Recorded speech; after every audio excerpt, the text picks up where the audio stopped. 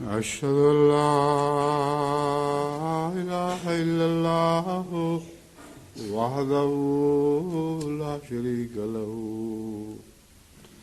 وأشهد أن محمدا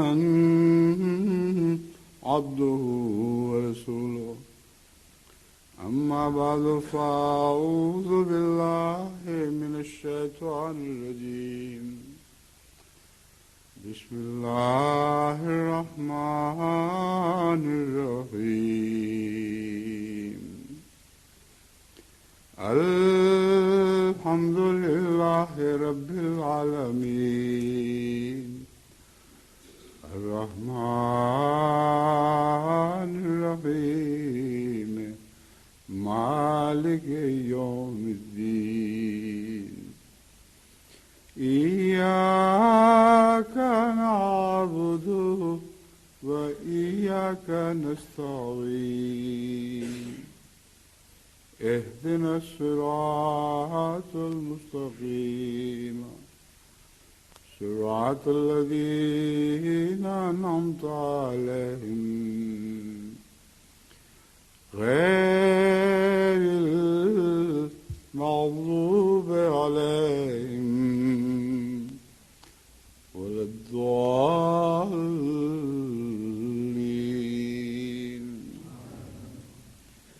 إن الذين يتلون كتاب الله وأقاموا الصلاة وأنفقوا مما رزقناهم سرا وعلانية يرجون تجارة لن تبور ليوفيهم أجورهم ويزيدهم من فضله إنه غفور شكور.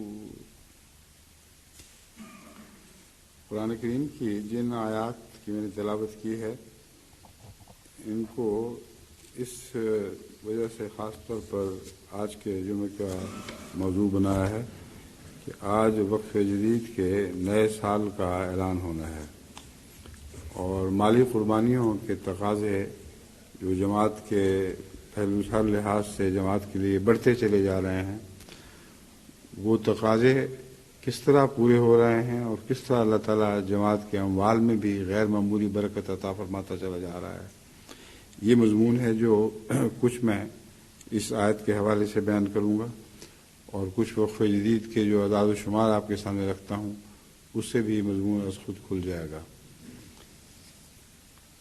میں اس آیت کریمہ کے تعلق میں وقف جدید کے اعداد و شمار تو شروع کر میں پیش کروں گا، لیکن اس آیت کریمہ میں اور اس کے علاوہ بہت سی خوشخبریاں جو اس نئے سال سے ہمارے لیے وابستہ ہو چکی ہیں ان کا ذکر میں بعد میں کروں گا، ورنہ پھر عموماً وقف جدید یا تحریک جدید کے نئے سال کے اعلان کے وقت ان کے قوائف پیش کرنے کا وقت نہیں رہتا، اور چونکہ یہ خاص ان کا دن ہے اس لیے ضروری ہے کہ تفصیل کے ساتھ ان کے قوائف پہلے پیش کروں اور بعد میں انشاءاللہ یہ جو عمومی مضمون ہیں اور خوشخبریوں کے غیر معمولی مضامین ہیں ان پر میں روشنی ڈالوں گا۔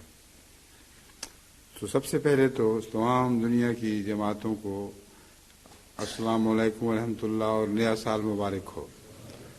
اور جب میں نیا سال مبارک کہتا ہوں تو سب بنی نوع انسان کے لیے ہی مبارک ہو، اگرچہ بظاہر اس کے مبارک ہونے کے آثار دکھائی نہیں دے رہے، لیکن جماعت احمدیہ کے لیے تو بہر صورت مبارک ہے اور یہ برکتیں بڑھتی جا رہی ہیں اور بڑھتی چلی جائیں گی اور انشاءاللہ اگلی صدی تک پھیل جائیں گی۔ یہ تفصیلی ذکر میں انشاءاللہ بعد میں کروں گا۔ اب پہلے رپورٹ ہے۔ وقف جدید کی 75 ممالک کی رپورٹوں کے مطابق کل وصولی 10,89,000 پاؤنڈ ہوئی ہے۔ اب یہ جو وصولی ہے اس میں گزشتہ سال سے یعنی سرے دست جو اس وقت صورتحال ہے 49,000 پاؤنڈ کی کمی نظر آ رہی ہے۔ حالانکہ آج تک کبھی بھی ایسا نہیں ہوا کہ اللہ تعالیٰ نے کسی سال کو مالی آمد کے لحاظ سے پیچھے کر دیا ہو، تو یہ میں صرف آپ کو ذرا ڈرانے کے لیے بتا رہا ہوں کہ 49,000 پاؤنڈ کی کمی تھی، مگر اللہ تعالیٰ نے دوسرے رستوں سے مجھے اتنی رقوم مہیا کر دیں اور میرے تابع مرضی کر دیں کہ جن کے نتیجے میں وقف جدید میں جب میں ان کو ڈالا تو کمی کی بجائے ہزاروں پاؤنڈ کی بہت زیادہ، بلکہ اس سے بھی اضافہ ہوا۔ اور سال کا آخر، اب ہم یہ کہہ سکتے ہیں یقینی طور پر کہ اس سال اللہ تعالیٰ نے وقف جدید کو بھی پیچھے نہیں رہنے دیا، بلکہ قدم بہت آگے بڑھا دیا ہے۔ پیچھے رہنا جو بظاہر نظر آ رہا ہے، اس کی اب وجہ بتاتا ہوں آپ کو۔ اس پیچھے رہنے کی وجہ میں بھی ایک بہت بڑی برکت ہے، اور اس سے آپ کو اندازہ ہو جائے گا کہ جو ہم نیا نظام جاری کر رہے ہیں مالی، وہ مالی نظام کتنا خوش آئند ہے، اور انشاءاللہ اس کی برکتیں آگے کس طرح پھیلیں گی اور پھیلتی چلی جائیں گی۔ جو کمی آئی ہے یہ امریکہ کے وقف جدید کی آمد میں کمی آئی ہے اصل میں، اور وہ کمی میری ہدایت کی اطاعت کرنے کی وجہ سے واقع ہوئی ہے۔ اور یہ بھی ایک بڑی شان ہے امریکہ کی جماعت کی کہ جو کہا جائے اسی طرح کرتے ہیں۔ بظاہر دنیا کے لحاظ سے ان کو بہت پیچھے قدم اٹھانا پڑا ہے وقف جدید کی آمد کے اعتبار سے، لیکن دو باتیں ہیں جن میں اللہ تعالیٰ نے ان کا قدم پیچھے نہیں ہٹنے دیا۔ ایک یہ کہ باوجود بہت کم ہونے کے پچھلے سال سے آج بھی ساری دنیا میں امریکہ کا وقف جدید کا ایجنڈا سب سے زیادہ ہے۔ پاکستان نمبر 2 پہ ہی تھا، 2 پہ ہی رہا۔ امریکہ اس پہلو سے پیچھے نہیں ہٹا اور اللہ نے اس کو پیچھے نہیں ہٹنے دیا۔ دوسرا، اللہ تعالیٰ کے فضل سے جو یہ کمی ہوئی ہے اس کی میں اب کہانی آپ کے سامنے رکھتا ہوں کہ کیوں واقعہ ہوئی اور اس کے نتیجے میں ہمیں ضمنی فائدے کیا پہنچے ہیں۔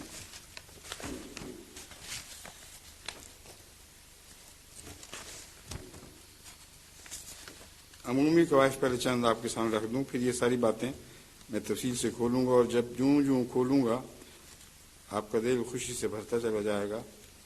یہ بظاہر ایک چیز بری دکھائی دے رہی تھی، اس کے دامن میں اللہ تعالیٰ نے کتنی خیر کے سامان پیدا کر دیے۔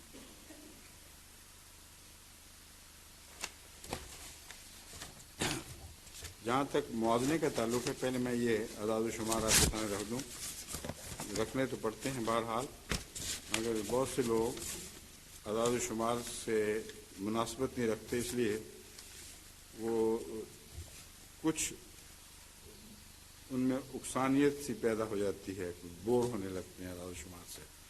اس لیے میں نے اب رفتہ رفتہ اعداد و شمار کا حصہ کم کر دیا ہے، صرف اسی پہلو سے بیان کر رہا ہوں جس سے عامت و ناس کو بھی سمجھ آ جائے کہ یہ اعداد و شمار ہمارے لیے بہت خوش کن ہے۔ سال 1997 میں وقف جدید چندہ دہندگان سے پہلے تو آمد کا ذکر ہونا چاہیے تھا، یہ کیا قصہ ہو گیا۔ وقف جدید کی آمد جیسا کہ میں نے بیان کیا 10,89,000 پاؤنڈ ہوئی ہے، اور یہ گزشتہ سال سے کم ہونے کے باوجود، دکھائی دینے کے باوجود عملاً زیادہ ہے۔ جو نمایاں کمی نظر آ رہی ہے وہ 1,15,000 پاؤنڈ کی وہ کمی ہے جو امریکہ کی آمد میں ہوئی ہے۔ 1,15,000 پاؤنڈ کی کمی ہونی چاہیے تھی، مگر ہوئی صرف 49,000 ہے۔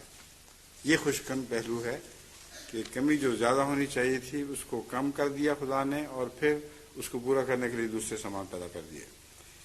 باقی سب جماعتوں کو اپنی گزشتہ آمد کے مقابل پر ہر پہلو سے اس سال زیادہ آمد پیش کرنے کی توفیق ملی ہے۔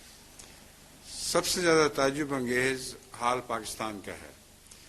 وہاں آپ کو پتہ ہے کہ آج کل روپے سے کیا کھیل کھیلے جا رہے ہیں، اور اور جگلری ہو رہی ہے ایک قسم کی، جیسے کرتب دکھانے والا کرتب دکھاتا ہے، اس طرح یہ روپوں کے کارڈ جیب میں ڈالتے اور کچھ کا کچھ نکال کے دکھاتے جاتے ہیں، اور نتیجتاً پاؤنڈ کی قیمت دن بدن گرتی چلی جا رہی ہے۔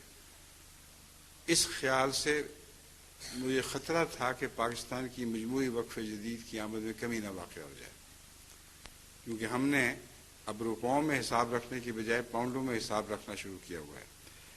مگر خوشی کی خبر یہ ہے کہ جماعت پاکستان پچھلے سال کے مقابل پر کئی ہزار پاؤنڈ اس دفعہ زیادہ دینے کی توفیق پا چکی ہے، اور خدا تعالیٰ نے اس لحاظ سے ان کو شرمندہ نہیں ہونے دیا۔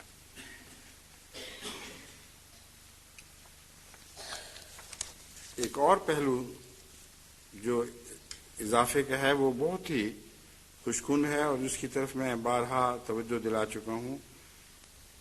چندے میں اضافہ اپنی ذات میں خوشکن ضرور ہے، مگر چندہ دینے والوں میں جو اضافہ ہے وہ بہت زیادہ خوشکن ہے۔ اس کا مطلب ہے زیادہ سے زیادہ اللہ کے بندے خدا کی راہ میں خرچ کرنے پر تیار ہوتے چلے جا رہے ہیں۔ یہ اضافہ جو ہے اس سال بہت نمایاں ہے۔ سال 97 میں وقف جدید کے چندہ دہندگان کی تعداد 2,22,600 تھی۔ سال 98 میں وقف جدید کے چندہ دہندگان کی تعداد 2,73,300 ہے۔ اس طرح صرف چندہ دہندگان میں اضافہ 50,000 سے زائد ہے۔ اب اندازہ کریں کہ کس طرح خدا تعالیٰ جماعت کو ہر پہلو سے برکت پر برکت عطا فرماتا چلا جا رہا ہے، اور یہ چیز وہ ہے جو میں سمجھتا ہوں چندوں کے اعداد و شمار کے بڑھنے کے مقابلے پر بہت زیادہ خوشکن ہے۔ 50,000 ایسے احمدی جو پہلے خدا کی راہ میں مالی قربانی کا لطف نہیں اٹھایا کرتے تھے، وہ وقف جدید میں شامل ہو کر لطف اٹھا رہے ہیں، اور پھر آگے اپنے بچوں کو بھی اس کا عادی کر رہے ہیں۔ جو پاکستان کا اضافہ ہے وہ میں آپ کے سامنے رکھ دیتا ہوں۔ سال روپے کی قیمت گرنے کے باوجود پاکستان کی جماعتوں کو 19,000 پاؤنڈ سے زیادہ گزشتہ سال کے مقابلے پر دینے کی توفیق ملی ہے۔ انگلستان کی جماعت نے تو اس دفعہ کمال کر دکھایا ہے۔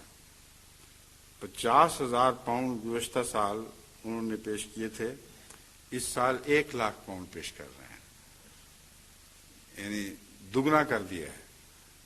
اگرچہ ٹیبل میں جو ان کی پوزیشن ہے اس کو نہیں بدل سکے، لیکن قربانی بڑھانے کے لحاظ سے بہت نمایاں کام کیا ہے۔ اس کے علاوہ انگلستان کی جماعت نے ایک ایسا کارنامہ سر انجام دیا ہے جو آگے وقف جدید کے کام آنے والا ہے۔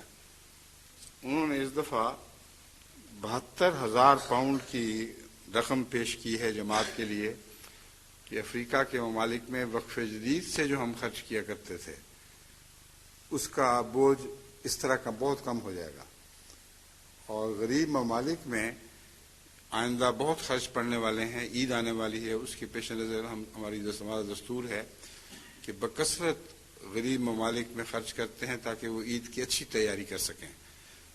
تو اس میں بھی جماعت انگلستان کا 72,000 پاؤنڈ داخل ہے۔ اس کے علاوہ مجھے کل ہی امیر صاحب کی ایک چٹھی ملی ہے جس میں انہوں نے کہا ہے کہ میں نے جو یہ بتایا تھا ایک خطبے میں کہ عیسائی ممالک کرسمس منانے کے تعلق میں غریب عیسائی بچوں کے لیے دنیا بھر میں کرسمس کے تحفے بناتے ہیں، تو انہوں نے کہا ہے جماعت انگلستان نے بھی یہ فیصلہ کر لیا ہے کہ اسی سال ابھی سے ہم اس تحریک میں بھی کسی دوسرے سے پیچھے نہیں رہیں گے۔ چنانچہ انہوں نے پیکٹ بنانے شروع کر دیے ہیں، اور اس کے علاوہ کچھ نقد رقم بھی ساتھ رکھی جائے گی۔ اس طریق پہ دنیا بھر کے غریب مسلمان ممالک میں جماعت انگلستان کی طرف سے یہ تحفہ پیکٹس کی صورت میں تقسیم ہو جائے گا انشاءاللہ تعالی۔ تو یہ بہت بڑی خوشخبریاں ہیں جو اس سال میں چھپی ہوئی تھیں، ظاہر نہیں تھی۔ میں آپ کو سمجھا رہا ہوں کہ قدم کسی پہلو سے بھی پیچھے نہیں ہے، ہر پہلو سے خدا کے فضل سے قدم آگے بڑھ رہا ہے۔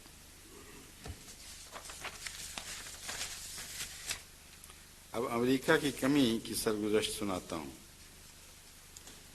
امریکہ میں وقف جدید کے چندے میں بہت پیش قدمی ہوتی رہی، یہاں تک کہ 9 لاکھ تک پہنچا دیا انہوں نے۔ اور جب میں نے دیکھا تو مجھے ایک چیز یہ بھی محسوس ہوئی کہ اس میں سے چند بہت زیادہ امیر آدمیوں کا حصہ بہت زیادہ ہے، اور امریکن عامت الناس یعنی عام احمدی جو ہے ان کا حصہ اس میں کم ہے۔ اور بھی بعض وجوہات تھیں جس کی وجہ سے میں نے ان سے کہا کہ بس ذرا ٹھہر کے چلیں، عام چندے بڑھانے کی کوشش کریں۔ عمومی طور پر چندہ عام جب بڑھتا ہے تو اس کو ہم جس مد میں چاہیں ڈال دیں، وقف جدید میں ضرورت ہو ادھر منتقل کر دیں، کسی اور طرف ضرورت ہو ادھر منتقل کر دیں، اس میں اللہ تعالیٰ کے فضل سے جماعت کو بہت بڑی گنجائش ہے اپنی ضرورتیں پوری کرنے کی۔ اسی میں سے ہم ایم ٹی اے کے لیے بھی خرچ کر سکتے ہیں۔ تو میں نے ان سے کہا کہ وہ چندہ لازمی جو چندہ ہے اس کو بڑھانے کی کوشش کریں، اور اس کے مقابل پر اگر دوسرا وقف جدید یا تحریک جدید کا چندہ کچھ متاثر ہو، کمی ہو، تو بالکل پرواہ نہ کریں۔ اللہ تعالیٰ اس کمی کو آئندہ پوری کر دے گا، بلکہ اور بھی بڑھا دے گا۔ ایک دفعہ قدم مضبوط بنیادوں پر رکھیں، پھر آگے یہ سلسلے بڑھتے چلے جاتے ہیں۔ چنانچہ انہوں نے اس ہدایت پر پوری طرح عمل کیا، اور جو اس سلیٹی رنگ کے بادل کی سلور لائننگ ہے، انگریزی میں محاورہ ہے گرے کلاؤڈ کی سلور لائننگ بھی ہوا کرتی ہے۔ دیکھنے میں سلیٹی رنگ کا بادل ہے مگر کناروں پہ سورج کی شعاعیں چمک رہی ہوتی ہیں۔ تو امریکہ کا بہن ہی یہ حال ہے، اس گرے کلاؤڈ کے کناروں پر بہت خوبصورت روشنی کی ایک جھالر بچھ گئی ہے، اور وہ کیا ہے وہ میں آپ کے سامنے اب رکھنے لگا ہوں۔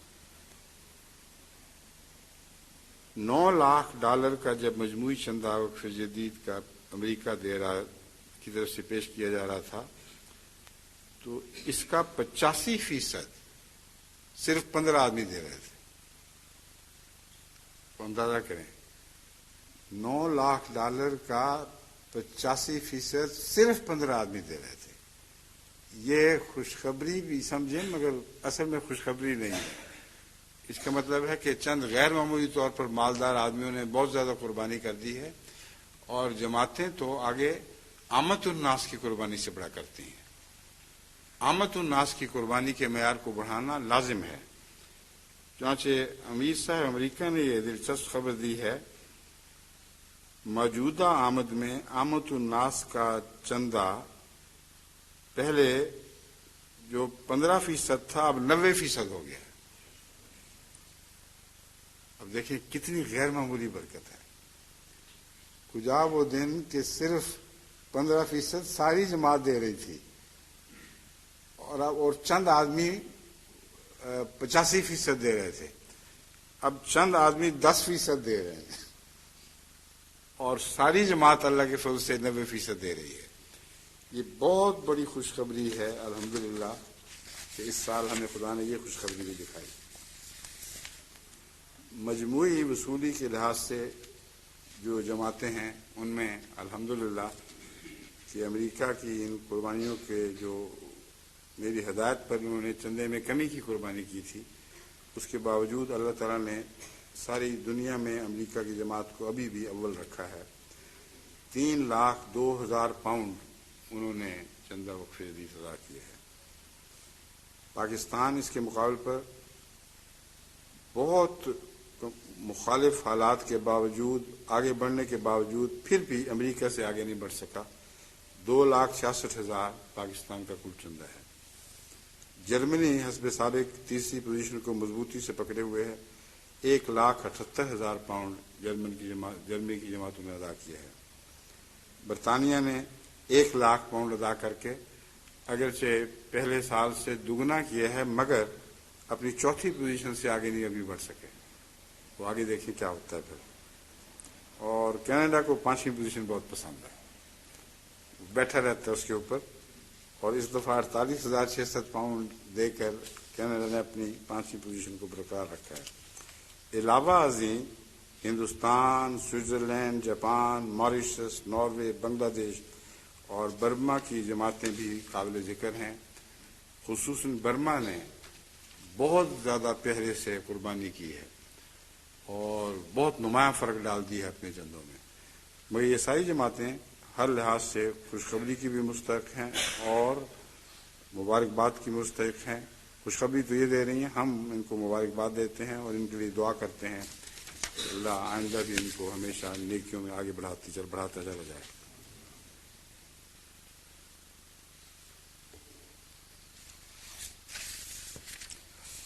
اب چندہ بالغان پاکستان. اول کراچی ہے، دوم ربوہ اور سوم لاہور. یعنی بڑی عمر کے آدمی احمدی جو چندہ دیا کرتے ہیں ان کو چندہ بالغان کہا جاتا ہے، اور اطفال جو چندہ دیتے ہیں اسے چندہ اطفال کہتے ہیں. اس کی مختلف دفاتر ہیں، اس کی تفصیل میں آپ کا اثر نہ کھپاؤں گا کیونکہ اس کو سمجھنا دفاتر کو 1 2 3 4 یہ عامت الناس کے لیے مشکل ہے. سیدھی بات یہ ہے چندہ بالغان چندہ اطفال.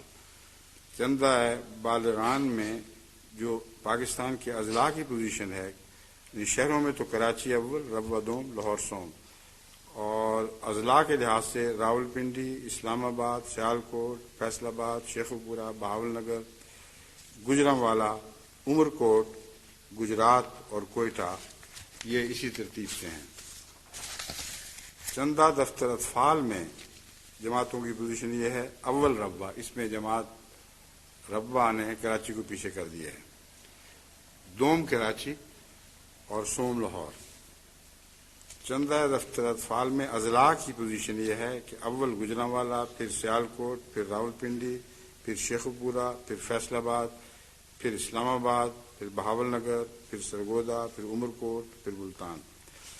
اس میں جو پوزیشنوں کا ذکر کیا جا رہا ہے اس میں ایک بات یاد رکھ لیں کہ یہ پوزیشنیں عملاً مالی قربانی کی تفصیل نہیں بیان کرتے کیونکہ بعض ان میں سے ضلع بہت چھوٹے ہیں اور چھوٹا ہونے کی وجہ سے انہیں دوسرے بڑے اضلاع پر یہ برتری کام کے لحاظ سے زیادہ حاصل ہے کہ وہ بہت زیادہ محنت کریں تب جا کر معیار اونچا ہوتا ہے، اور چند آدمیوں وہاں تھوڑے آدمیوں تک پہنچ کر معیار کو اونچا کرنا نسبتاً آسان ہے. مگر بہرحال ایک پوزیشن انہوں نے حاصل کی تھی جس کا ذکر ضروری تھا. اب میں چند احادیث نبوی جو مالی قربانی سے تعلق رکھنے والی ہیں وہ آپ کے سامنے رکھتا ہوں. بخاری کتاب الزکوٰۃ. حضرت ابو ہریرہ رضی اللہ تعالی عنہ سے مروی ہے کہ رسول اللہ صلی اللہ علیہ وسلم نے فرمایا جس نے پاک کمائی میں سے ایک کھجور بھی اللہ کی راہ میں دی اور اللہ پاک چیز کو قبول فرماتا ہے، اللہ پاک چیز ہی کو قبول فرمایا کرتا ہے، یقیناً اللہ اس کھجور کو دائیں ہاتھ سے قبول فرمائے گا. اب دائیں ہاتھ سے مراد یہ ہے خوشی کے ساتھ. اللہ کا تو نہ دائیں ہاتھ ہے نہ بائیں ہاتھ ہے. محاورے میں کہا جاتا ہے دائیں ہاتھ سے کسی چیز کو لینا یا دینا، جس کا مطلب یہ ہے کہ بہت خوشی اور دلی طمانینت کے ساتھ ایک چیز کو آپ کریں تو دائیں ہاتھ بڑھا کر چیز کو وصول کرتے ہیں. تو اللہ تعالیٰ کے جب ہاتھ کی بات ہوتی ہے تو یہ ہرگز ہاتھ مراد نہیں، اللہ تعالیٰ کا رجحان، اس کا جذبہ ہے. اور جب جذبہ کہتے ہیں تو پھر بھی عام جذبہ انسانی مراد نہیں. تو یہ تمہیدیں مجبوراً کرنی پڑتی ہیں کہ اللہ اور انسانی صفات میں بہت فرق ہے، لیکن باتیں ہم انسانی صفات کے حوالے سے کرتے ہیں. اور آن حضرت صلی اللہ علیہ وآلہ وسلم نے بھی ہمیشہ اللہ تعالیٰ کی پیاری پیاری باتیں انسانی صفات کے حوالے سے کہی ہیں تاکہ انسان ان کو سمجھ بھی تو سکیں، ورنہ اللہ کے صفات کی تفصیلات بیان کرتے تو کوئی بھی نہ سمجھ سکتا. اس تمہید کے ساتھ اب پھر دوبارہ سن لیجئے. ہاں حضور فرماتے ہیں کہ جو ایک کھجور بھی اللہ کے حضور پیش کرے اللہ اسے دائیں ہاتھ سے قبول کرتا ہے، پھر اسے اس کے دینے والے کے لیے بڑھا دیتا ہے، جیسا کہ تم میں سے ایک اپنے چھوٹے سے بچڑے کی پرورش کرتا ہے، اسے بڑا کرتا ہے، اس طرح اللہ تعالیٰ اس کھجور کو جو بالکل معمولی ہوتی ہے اس کو بڑھانا شروع کر دیتا ہے، اور اس طرح بڑھاتا ہے جیسے چھوٹا سا بچڑا تمہیں ملے اور تم اس کی پرورش کرو اور اسے بڑھا دو، مگر وہ تو ایک حد تک ہی بڑھ سکتا ہے، ایک مضبوط توانا بیل بن جائے گا، اس سے زیادہ تو نہیں ہو سکتا۔ میں جب اللہ پرورش پر آتا ہے تو فرمایا کہ یہاں تک کہ وہ کھجور پہاڑ جتنی ہو جائے گی۔ اللہ تعالیٰ کی عطا کی نسبت کے لیے کیسی پیاری حدیث ہے۔ انسانی عطا کے مقابل پر اللہ کی عطا کو دیکھنا ہو تو یہ مضمون ہے جس کو پیش نظر رکھنا چاہیے، اور اس پہلو سے سب چندہ دہندگان کو جو بڑے ہیں، خواہ انہوں نے چند روپے ہی وقف جدید میں پیش کیے ہیں، بہت بہت مبارک ہو۔ اللہ تعالیٰ انشاءاللہ ان کے اموال میں وہی برکت ڈالے گا، اور روحانی غذا میں تو لامتناہی برکتیں ہیں۔ ایک حدیث قدسی ہے، مسلم سے لی گئی ہے۔ حضرت صلی اللہ علیہ وسلم نے فرمایا، اللہ تعالیٰ فرماتا ہے کہ اے ابن آدم تو دل کھول کر خرچ کر۔ حدیث قدسی سے مراد وہ کلام جو رسول اللہ کو اللہ تعالیٰ نے براہ راست سنایا، اور قرآن کریم کے علاوہ بھی مسلسل آپ پر وحی ہوا کرتی تھی۔ وحی قرآن الگ چیز ہے، اور وحی کا مسلسل جاری رہنا ایک الگ مضمون ہے۔ تو ایسی وحی جس کا ذکر حضرت صلی اللہ علیہ وسلم اپنے الفاظ میں بیان کرتے ہیں، اس کو حدیث قدسی کہا جاتا ہے۔ تو حدیث قدسی ہے کہ اللہ تعالیٰ نے فرمایا، اے ابن آدم تو دل کھول کر خرچ کر، جس کے نتیجے میں اللہ بھی تجھ پر خرچ کرے گا۔ اور وہ کتنا خرچ کرے گا نسبت کی بات ہے۔ آدم جتنا بھی چاہے دل کھول کے خرچ کرے، اللہ کو ہرا نہیں سکتا۔ اس لیے جب وہ دل کھول کر خرچ کرے گا تو اسی محاورے کے لحاظ سے اللہ بھی پھر دل کھول کر خرچ کرے گا، اور کھجور تو بہرحال بڑھے گی۔ اگر دل کھول کر دیا ہو تو وہ اندازہ کریں کہ کیا کچھ بڑھ جائے گا۔ اور ہمارا تجربہ ہے کہ یہ بڑھنا صرف آخرت سے مقدر نہیں ہے، اس دنیا میں بھی بڑھتا ہے، کیونکہ اس دنیا میں بڑھنے کے نتیجے میں مومنوں کا آخر پر ایمان بڑھتا ہے۔ ان کو کامل یقین ہوتا ہے کہ جس نے دنیا میں وعدہ پورا کر دیا ہے وہ آخرت میں کیوں وعدہ نہیں پورا کرے گا۔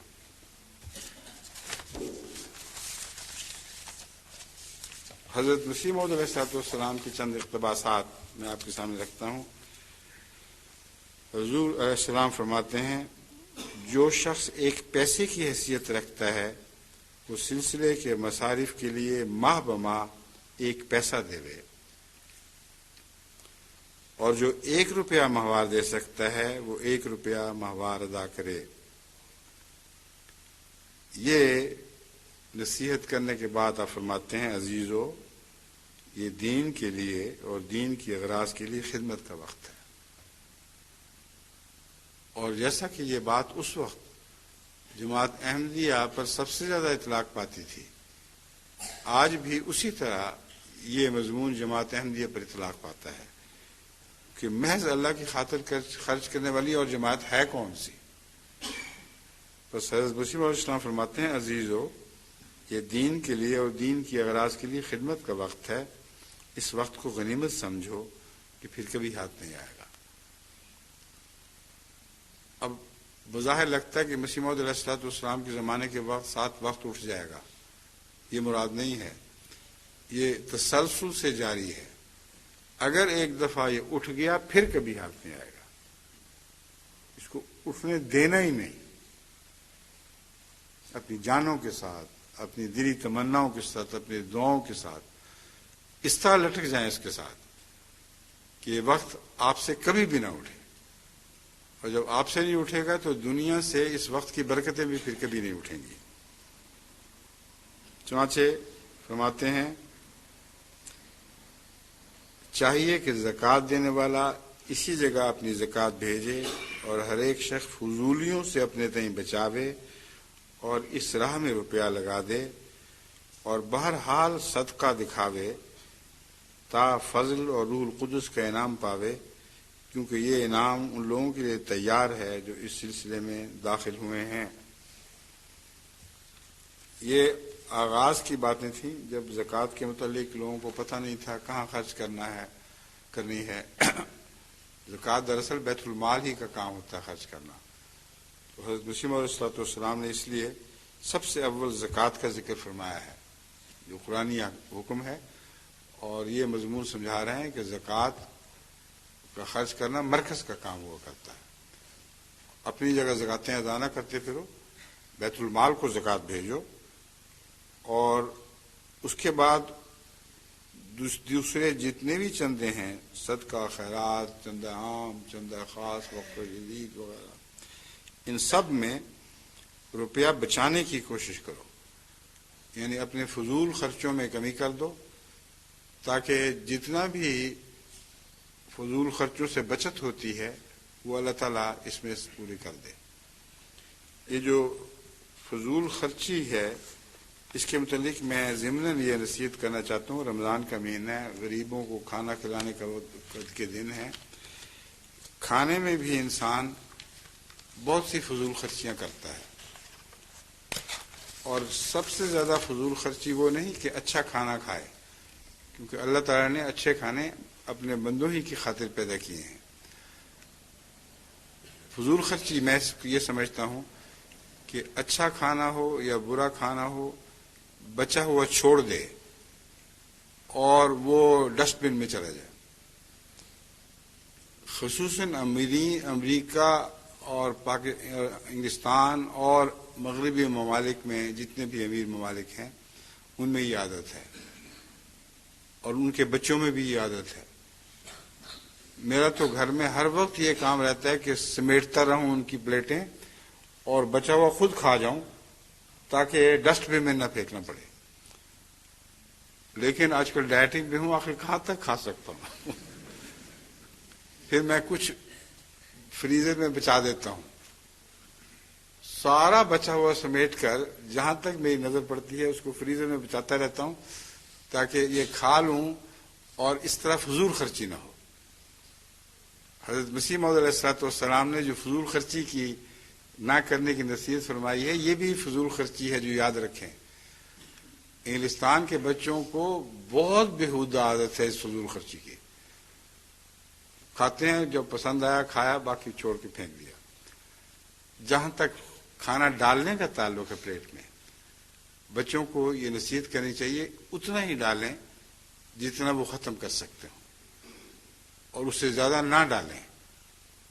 اور اگر زیادہ ڈال لیں تو پھر کھانا ہی پڑے گا، ختم کرنا ہوگا اس کو، کیونکہ رسول اللہ صلی اللہ علیہ وسلم کی یہ سنت تھی. جتنا پلیٹ میں ڈالتے تھے اس پلیٹ کو خالی کر دیا کرتے تھے، اور اسی کی نصیحت فرماتے تھے. تو اپنے سامنے کھانے کے برتن میں سے اتنا ہی ڈالیں پلیٹوں میں جو ضرورت ہے، اور پھر ضائع نہ کریں. ضیاء کو اگر آپ ختم کر دیں اور یہ نیا نظام انگلستان میں سکھا دیں لوگوں کو، تو انگلستان میں جو فضول خرچی ہوتی ہے، وہ جو بچت ہوگی اس سے بہت سے غریب ممالک کے پیٹ بھر جاتے ہیں. یہ نہیں آپ لوگ سوچ سکتے. اور انگلستان میں جو گندے پانی کی مصیبت ہے، یہ بھی اسی فضول خرچی کی عادت کی وجہ سے ہے. اب میں اپنے گھر کی بات بتا رہا ہوں، غسل خانے کی بات، مگر اتنی بات بتاؤں گا جو بتانی ضروری ہے آپ کی بھلائی کے لیے.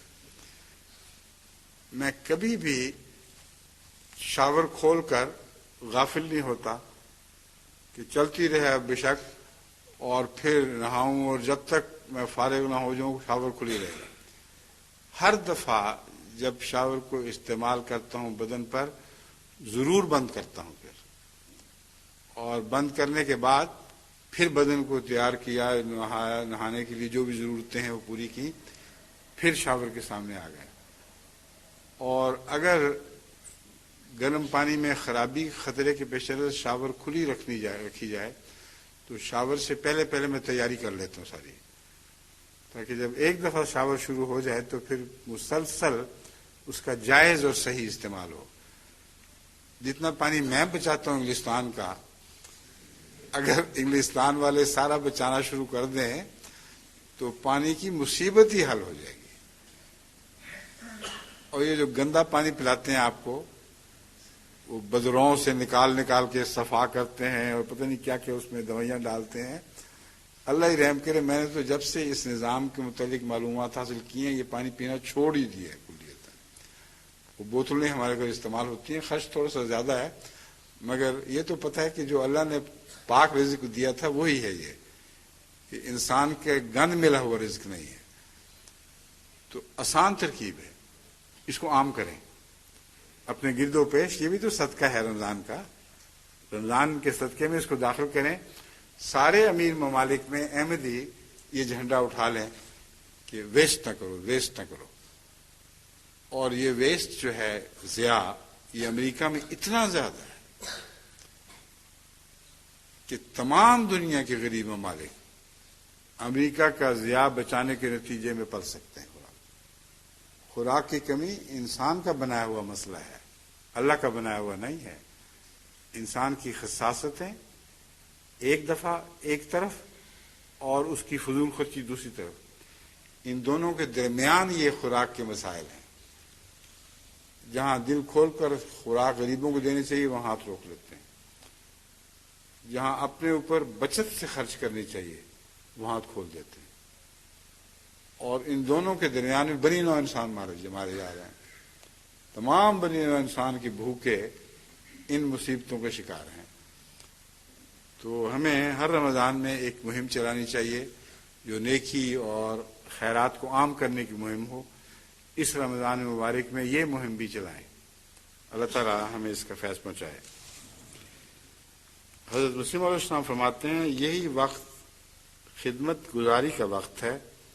اس کے بعد وہ وقت آتا ہے کہ ایک سونے کا پہاڑ بھی اس راہ میں خرچ کریں تو اس وقت کے پیسے کے برابر نہیں ہوگا.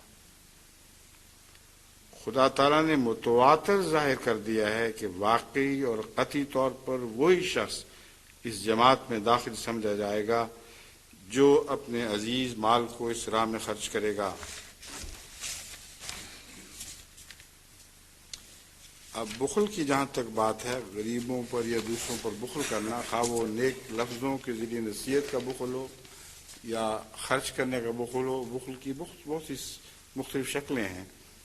ان کے متعلق حضرت مسیح علیہ السلام فرماتے ہیں میں یقیناً سمجھتا ہوں کہ بخل اور ایمان ایک ہی دل میں جمع نہیں ہو سکتے.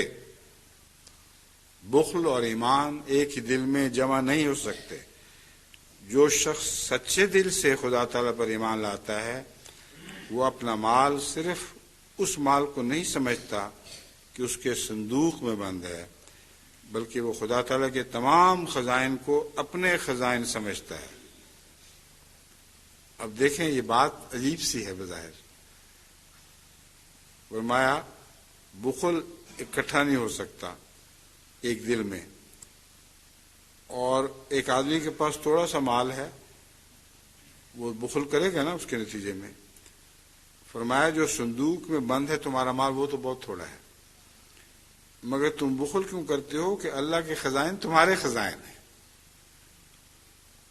اللہ کے خزائن ختم نہیں ہو سکتے. اور جب تم یہ یقین رکھتے ہوئے خرچ کرو گے کہ اللہ کے خزائن ختم نہیں ہو سکتے تو اللہ تمہارے خزائن کو ختم نہیں ہونے دے گا. یہ بہت گہرا عارفانہ کلام ہے، اس کو غور سے سمجھیں تو زندگیاں سنور سکتی ہیں. اور امساک اس سے دور ہو جاتا ہے جیسا کہ روشنی سے تاریکی دور ہو جاتی ہے. اور یقین سمجھو کہ صرف یہی گناہ نہیں کہ میں ایک کام کے لیے کہوں اور کوئی شخص میری جماعت میں سے اس کی طرف کچھ التفات نہ کرے، بلکہ خدا تعالیٰ کے نزدیک یہ بھی گناہ ہے کہ کوئی کسی قسم کی خدمت کر کے یہ خیال کرے کہ میں نے کچھ کیا ہے. تو ان امور کے تمام پہلوؤں کو پیش نظر رکھیں.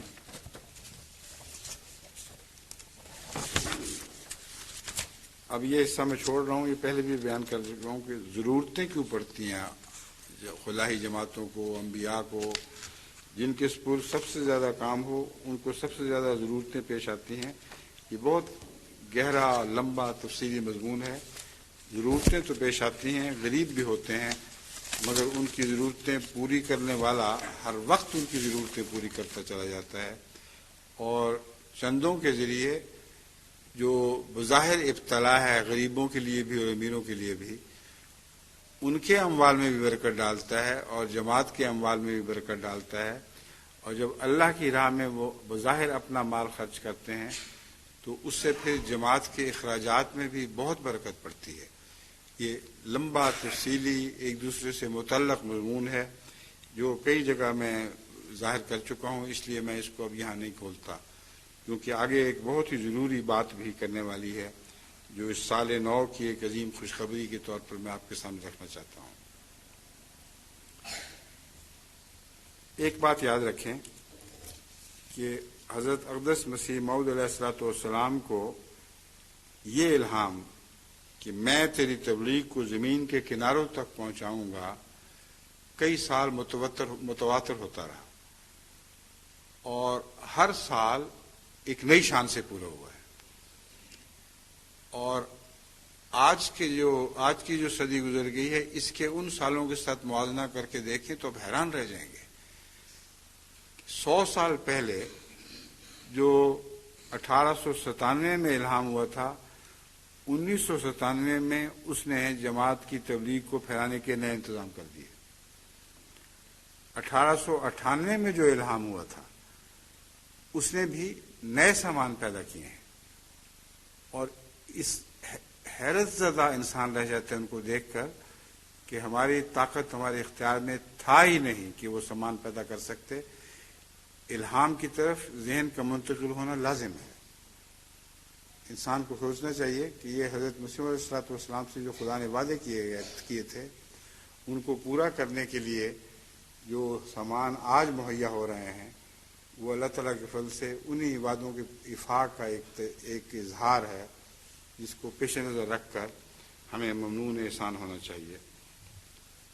اب دیکھیں، جہاں تک سیٹلائٹس کے ذریعے دنیا کو تبلیغ اسلام، تبلیغ احمدیت پہنچانے کا تعلق ہے، یہ سلسلہ پھیلتا جا رہا تھا.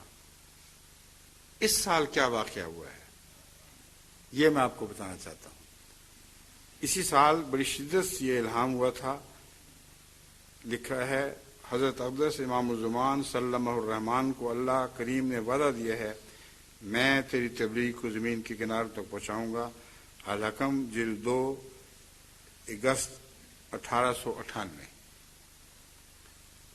اب جلسہ سالانہ کے بعد جو ہمارے لیے سب سے بڑا مسئلہ سامنے آیا وہ یہ تھا کہ اگرچہ ہم انٹرنیٹ وغیرہ کو استعمال کر کے کسی حد تک مجبوراً دنیا بھر کی جماعتوں کی ضرورت پوری کرتے ہیں، مگر عملاً جاپان، انڈونیشیا کے بہت سے حصے، ملائیشیا اور فجی آئی لینڈ اور نیوزی لینڈ، یہ سارے انٹرنیٹ سے ایم ٹی اے کی نشریات سے براہ راست استفادہ نہیں کر سکتے.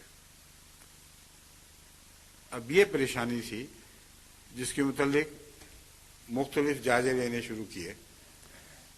تو عجیب بات ہے کہ اگست ہی میں مسلم شام کو الہام ہوتا ہے اور اگستی سے ہم نے یہ کام شروع کر دیا جو بڑھتا چلا گیا، یہاں تک کہ اب جو صورتحال نئی ابری ہے، یہ سال ختم ہونے سے پہلے ایسی کمپنیوں سے قطعی معاہدہ ہو چکا ہے، 2 طرفہ دستخط ہو گئے ہیں. جتنے روپے کی ضرورت تھی وہ اللہ نے ویسے ہی مہیا کر دی ہے، اس میں کوئی کمی نہیں. اور یہ معاہدہ ہوا ہے ایک کمپنی کے ساتھ کہ جو نیا سیٹلائٹ وہ فروری میں شروع کریں گے. انہوں نے کہا تو نہیں، مگر کہنے کی طرز یہ تھی کہ اس سیٹلائٹ کی کامیابی کی دعا تم کرو اور وعدہ ہم پورا کریں گے. اس میں انہوں نے ایک پوری چینل ہمارے لیے وقف کر رکھی ہے، اور اس چینل کے نتیجے میں اللہ تعالیٰ کے فضل کے ساتھ جاپان، انڈونیشیا، ملائیشیا اور جو ساؤتھ پیسیفک کے جزائر، نارتھ پیسیفک کے جزائر، اتنا بڑا دائرہ ہے اس کا کہ سارے استفادہ کر سکیں گے. اور براہ راست MTA کے پروگرام ان کو میسر آ جائیں گے، جس کے لیے وہ اب تک ترس رہے تھے۔ تو نئے سال کی اس خوشخبری میں اس کو بھی بہت اہمیت ہے۔ اللہ تعالیٰ آپ کو مبارک کرے کہ یہ خوشخبریاں اللہ نے پہلے سے ہمارے مقدر کر رکھی تھیں، جن کو اب ظاہر فرما رہا ہے۔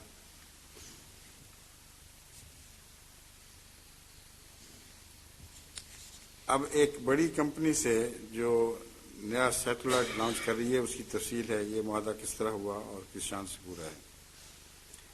اب ایک اور خوشخبری یہ ہے کہ MTA کا آغاز جو باقاعدہ ٹیلی ویژن کے ذریعے آغاز ہوا ہے ہزارہ، یہ جاری ہوا ہے۔ MTA کا نظام یہ 7 جنوری 94 کو ہوا تھا۔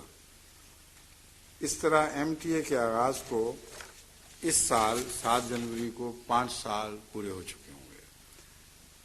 تو 5 سال کا سنگ میل بھی ایک اہمیت رکھتا ہے، اس پہلو سے اللہ تعالیٰ فضل فرمائے گا۔ اب جہاں تک اگلے سال اور آئندہ صدیوں کی خوشخبریوں کا تعلق ہے، اس کے متعلق اب میں 1899 کا ایک الہام آپ کے سامنے رکھتا ہوں۔ 1899 کا سال جو اب طلوع ہوا ہے، یہ بہت زیادہ برکتوں کا سال ہے۔ اس کی کچھ برکتیں وہ ہیں جو 98 کے الہامات کے نتیجے میں اس سال کو حاصل ہوئی ہیں۔ اس سال نے 98 کا ورثہ پایا اور اب 99 میں یہ برکتیں پھیلیں گی۔ اور 99 میں جن جو خوشخبریاں مسیح موعود علیہ السلام کو دی گئی تھیں، وہ اتنی عظیم الشان ہیں۔ صرف یہ ذکر نہیں ہے کہ تبلیغ کو زمین کے کناروں تک پہنچاؤں گا، وہ تو کائے پلٹ گئی۔ وہ دیکھ کر تو دل بلیوں اچھلتا ہے کہ سبحان اللہ، اللہ تعالیٰ نے کس طرح نئی صدی میں داخل ہونے کے انتظام جماعت کے لیے کر رکھے ہیں، اور پہلے ہی سے کیا فیصلے کیے ہوئے تھے۔ الہامات کی اب شوقت دیکھیے۔ الہام 1899، مبشروں کا زوال نہیں ہوتا، گورنر جنرل کی پیشگوئیوں کے پورا ہونے کا وقت آ گیا۔ مبشروں کا زوال نہیں ہوا کرتا، باقی سارے زوال میں چلے جائیں۔ جماعت احمدیہ سے جو اس مبشر نے وعدے کیے تھے، جس کو خدا نے وعدے دیے، مسیح موعود علیہ السلام، یہ وہ ذکر ہے۔ فرمایا مبشروں کو زوال نہیں ہوا کرتا، یہ ناممکن ہے۔ اور اب کیا وقت ہے؟ گورنر جنرل کی پیشگوئیوں کے پورا ہونے کا وقت آ گیا ہے۔ حاشیے میں فرمایا ہمارا نام حکم عام بھی ہے۔ حکم عام یعنی عام حکم بنایا گیا ہے، خدا تعالیٰ نے عام حکم بنا دیا مسیح علیہ السلام کو۔ حکم عدل جو پیشگوئیوں میں نام آیا تھا، تو فرمایا حکم عام میں ایک نام ہے ہمارا، اور انگریزی ترجمہ کیا جائے تو گورنر جنرل ہی ہوتا ہے۔ تو اس لیے جو الہام کے لفظ ہیں، گورنر جنرل کی پیشگوئیوں کے پورا ہونے کا وقت آ گیا ہے، یہ اسی حکم عام کی طرف اشارہ ہے۔ یعنی اسی وقت کی تعبیر میں حضرت مسیح علیہ السلام نے یہی سمجھا تھا کہ اب میری پیشگوئیاں جو جلال والی پیشگوئیاں ہیں، جمال کی ایک نئی شان ابھرنے والی ہے، ان کا وقت آ گیا۔ یہ 1899 کی پیشگوئی تھی، اب 1999 اور وہ وقت آ گیا۔ آپ حیران ہوں گے یہ موازنہ کر کے کہ جس سال مسیح علیہ السلام کو کوئی الہام ہوا ہے، پچھلے 100 سال پہلے، بین ہی اسی سال خدا تعالیٰ نے اس صدی میں ہمارے سامنے اس کے پورا ہونے کے عظیم الشان ذرائع مہیا فرما دیے اور عظیم الشان طریق پر اسے پورا کر دیا۔ اب یہ کیا ہونے والا ہے، اس کے متعلق میں ابھی تفصیل سے آپ کو نہیں بتا سکتا، کیونکہ میں دیکھ رہا ہوں کہ کیا ہونے والا ہے، لیکن اب وقت کھلے گا اور آپ کو بتاتا چلا جائے گا۔ حضرت مسیح موعود علیہ السلام کے جو 99 کے الہامات ہیں، وہ انشاءاللہ اس سال جلسہ سالانہ پر آپ کے سامنے پوری رکھوں گا۔ کیا ہونے والا ہے کہ بہت سی تفصیل ہے، ان الہامات پر غور کرنے سے معلوم ہو جائے گی، اور جس طرح پہلے الہام لفظاً پورے ہوتے رہے، انشاءاللہ 1999 کے الہامات بھی لفظاً پورے ہوں گے۔ اب میں یہ بتانا چاہتا ہوں کہ اس الہام کی طرف توجہ اچانک کس طرح ہوئی. حالانکہ یہ میرا طریق ہے کہ ہر سال کے الہامات اس سال کے آخر پر بیان کیا کرتا ہوں. 98 کے الہامات کی بات تھی، 99 کا کیسے ذکر شروع ہو گیا.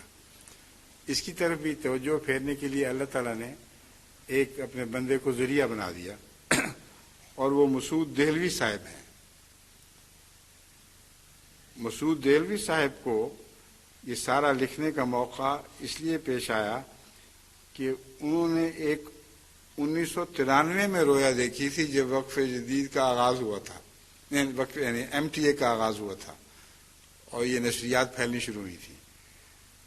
وہ کہتے ہیں اس وقت میں نے رویا دیکھی تھی اور مجھے وہم بھی نہیں تھا کہ اس تفصیل سے پوری ہوگی، لیکن یہ الہام میری نظر سے گزرا حضرت مسیح موعود علیہ السلام کا، تو فوراً دل نے یہ تعلق جوڑ لیا. اور اب میں آپ کو بتا رہا ہوں کہ رویا کیا تھی. وہ رویا بہت مبشر ہے، لیکن اس سے یہ پتہ چلتا ہے کہ وہ الہام یعنی رویا کے ذریعے احمدیوں کے دل پر بھی نازل ہو رہا ہے اور ان کو تیار کیا جا رہا ہے کہ ان خوشخبریوں کے پورا ہونے کے دن آ گئے ہیں. اب ان کی تحریر میں آپ کے سامنے پڑھ کے سناتا ہوں. 19 مئی 1993 میں دیکھا کہ مجھے حضرت اقدس مسیح موعود علیہ السلام نے طلب فرمایا ہے. اب لفظ مسعود جو آپ کا نام ہے اس میں بھی مبارک خوشخبری ہے، یعنی صرف مسعود دہلوی صاحب کو طلب کیا گیا، اور بھی اللہ کے بڑے مخلص بندے موجود تھے، لیکن یہ بھی بہت مخلص ہیں، اس میں بھی سند ہو گئی. لیکن نام مسعود میں ایک بات حکمت ہے کہ دور سعید آنے والا ہے. ایک ایسا دور آنے والا ہے جس کو خدا تعالی نے مسعود دور قرار دیا ہے. کہتے ہیں طلب فرمایا، میں خوشی خوشی ایک بہت کشادہ سڑک پر جا رہا ہوں. اب کشادہ سڑک بھی نمایاں طور پر ذہن نشین ہوئی ہے. صاف پتہ چلتا ہے کہ اللہ تعالیٰ نے جماعت کی ترقی کے لیے سڑکیں کشادہ کر دی ہیں. ضمناً بات کرتے ہیں، مگر خواب میں جو باتیں ذہن میں نقش ہو جائیں وہ اہمیت رکھتی ہیں. 1993 کی خواب میں سڑک کی کشادگی ان کے ذہن پر نقش رہی ہے. پھر کیا دیکھتا ہوں کہ میں ایک بہت عظیم الشان عمارت کے وسیع و عریض کمرے میں داخل ہوتا ہوں. یہ عمارت حضرت مسیح موعود علیہ السلام کی جماعت ہے اور بہت عظیم الشان ہو چکی ہے اور ہوتی چلی جائے گی. اس کے کمرے میں داخل ہوتا ہوں. پھر کیا دیکھتا ہوں، ایک شاندار عمارت، ایک لفظ اور ہے، ایک منٹ میں دیکھ لیتا ہوں. وہاں اس میں ایک بہت بڑی اور نہایت شاندار میز کے ساتھ ایک بہت شاہانہ کرسی پر حضرت اقدس مسیح موعود علیہ السلام سربراہ مملکت کی حیثیت سے رونق افروز ہے. اب وہ گورنر جنرل کی پیشگوئی کو یاد رکھیں، یہ سربراہ مملکت کی حیثیت سے ان دونوں باتوں کا آپس میں ایک تعلق واضح اور ٹھوس طور پر قائم ہو جاتا ہے. میز پر حضور کے دائیں بائیں فائلیں اور کاغذات دستخط کر رہے ہیں، یہاں فیصلہ ہو رہا ہے، اس طرف کا فیصلہ ہو رہا ہے. یہ حضرت مسیح موعود علیہ السلام نے رویا میں، حضرت مسیح السلام کو رویا میں جو مسعود دہلوی صاحب نے دیکھا تھا، آج کل حضرت اقدس مسیح موعود کی غلامی میں میں بالکل یہی کرتا ہوں. میز میری فائلوں سے بھری ہوئی ہوتی ہے اور ملاقاتیوں کے آنے سے پہلے کافی سمیٹنی پڑتی ہیں ادھر ادھر، اور جب کوئی نہ ہو تو انبار لگے ہوتے ہیں فائلوں کے، کبھی دائیں طرف کے فیصلے ہو رہے ہیں، کبھی بائیں طرف کے فیصلہ ہو رہے ہیں، کبھی شمال کے، کبھی جنوب کے. اور عموماً میں بعض فائلیں ایک طرف رکھتا جاتا ہوں، بعض فائلیں دوسری طرف رکھتا جاتا ہوں. جو عام نسبتاً عام ہیں وہ ایک طرف، اور جن کو خصوصیت سے دوبارہ دیکھنا ہے وہ میں الگ رکھتا ہوں. تو اسی طرح کی اسی طرح کا ایک نظارہ حضرت مسیح موعود علیہ السلام کا مسعود دہلوی صاحب کو دکھایا گیا. میں کمال درجہ ادب و احترام سے السلام علیکم عرض کرتا ہوں. حضور علیہ السلام وعلیکم السلام فرمانے کے بعد اپنے بائیں ہاتھ رکھے ہوئے کاغذات میں سے ایک فل سکیپ کاغذ اٹھاتے ہیں. یہ لفظ فل سکیپ اصل میں فولز کیپ ہے، اس سے بنا ہوا ہے. پرانے زمانے میں پاگلوں کی یہاں جو ہوتے ہیں مسخرے بچے، ان کے لیے ایک مسخری سی کیپ بنایا کرتے تھے کاغذ کی. وہ جتنے کاغذ میں بنتی تھی انہوں نے اسی کو فل سکیپ کہہ دیا ہے، اور اب وہ سائز رائج ہو گیا دنیا میں. تو وہ کاغذ جو اس سائز کا ہو جس کی یہ ٹوپیاں بنایا کرتے تھے، اس کو آج کل فل سکیپ نہیں کہتے بلکہ فل سکیپ کہہ دیتے ہیں. تو یہ فل سکیپ کاغذ ہے جس پر آپ لکھ رہے ہیں، اور اسے ایک کاغذ اٹھاتے ہیں اور اسے کسی قدر بلند آواز سے پڑھنا شروع کرتے ہیں، جو تمام تر بشارتوں پر مشتمل ہے. اب پیشگوئیوں کے پورا ہونے کا وقت آ گیا ہے، یاد رکھیں. اور مسعود دہلوی صاحب کو کیا دکھایا گیا تھا؟ جو اتنے کاغذات ہیں ان کا ذکر تو چھوڑیں، ایک کاغذ اٹھاتے ہیں جس پر بہت سی پیشگوئیاں ہیں جو اب پوری ہونے والی ہیں. حضور پھر مجھے واپس جانے کی اجازت مرحمت فرماتے ہیں.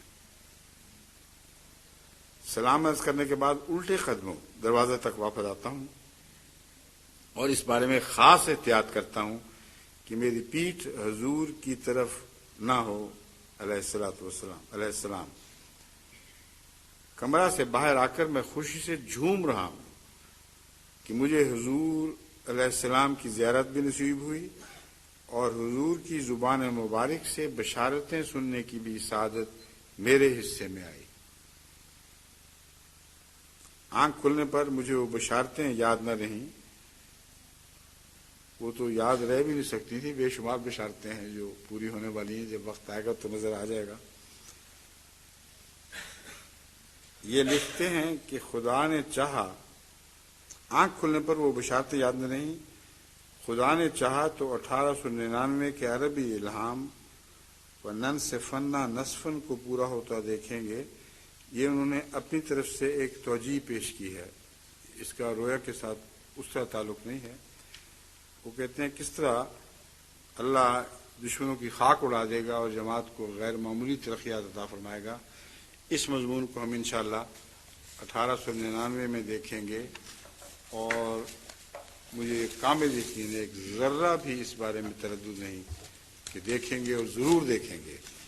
اللہ جب فیصلہ کرے گا کہ جماعت کو خوشخبریاں ملیں تو کوئی دنیا کا ہاتھ نہیں جو ان خوشخبریوں کو روک سکے. اس کے بعد پھر ایک دفعہ مبارکباد آپ کی خدمت میں پیش کرتا ہوں، اور میں امید رکھتا ہوں کہ آپ کو اب پوری طرح علم ہو گیا ہے کہ نیا سال بہت خوشخبریوں والا چڑھا ہے. رمضان میں 1 جنوری کا آنا ویسے ہی مبارک ہے، اور یہ بھی عجیب شان ہے اللہ کی کہ اگر اس سال 99 میں جو رمضان ہوگا آخر پہ، وہ آخری رمضان ہے جس میں 1 جنوری ہوگی. یہ دیکھنے میں چھوٹی چھوٹی باتیں ہیں مگر بہت گہری ہیں، بہت گہرا تعلق رکھنے والی باتیں ہیں. تو یہ رمضان 99 تک جب بھی آئے گا ہمارے لیے خوشخبریاں لے کے آئے گا. اللہ ایسا ہی کرے.